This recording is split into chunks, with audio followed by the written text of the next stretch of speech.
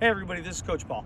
I'm making a video right now to show you some of the drills that I would like you to have the kids do. Or if you guys are all watching this, this is for you. So before I show you what I want to do, and for the kids, there are things that they'll be familiar with because we worked on it, I want to explain what's going on. So there are a couple touch drills. We'll call them Corvers because the Corver company, that organization kind of created this, and this is how we all know them. But first I want to explain why. The first one that I like, this is just simple pulling the V. So pull back, stop, switch, twist, kick out, stop. And if you take a look, it looks like this and it seems reasonably smooth. But what you're doing here is what we're doing is developing motor coordination. You know, we're teaching our brain to use muscles and balance in different ways and shift weight. So you're on one foot. You have to have great balance. That's your head over your hips over your foot.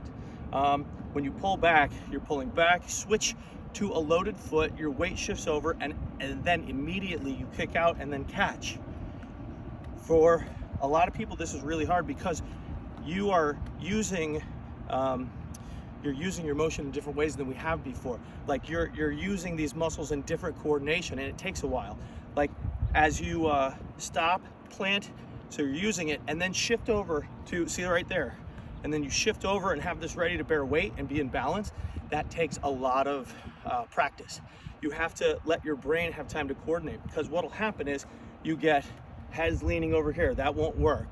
You know, it works for a second, but then when you try and do something, you'll fall.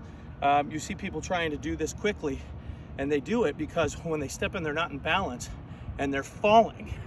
And that's where a lot of our ball striking and our touches, they get off balance. That's why these are so good, because we're teaching in soccer moves to be in balance, to have weight switching from one foot to the other in balance while the rest of our body is still striking the ball, trapping the ball, accomplishing goals. That's why it's so important to do this, because we're training our brain. And if coordination takes a while to develop, no matter, you know, sometimes it comes a little quicker, sometimes it comes a little slower, but it's all a process of building it. So that's what we're doing. That's why this is important, because you are developing your coordination. These aren't moves that are going to necessarily help you be on a star on the field, but the coordination you develop is exactly. There's not a single great soccer player that doesn't have this motor skill developed at a very high level.